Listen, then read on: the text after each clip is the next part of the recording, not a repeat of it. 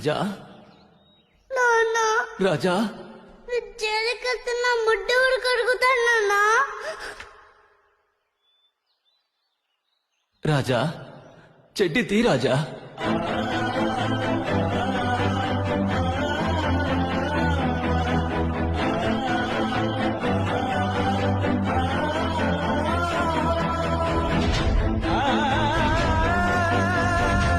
నా ఉద్యోగం పోయినా పర్వాలేదు, ఈ నాన్న కొడుకుల్ని మాత్రం దూరం చేయకూడదు.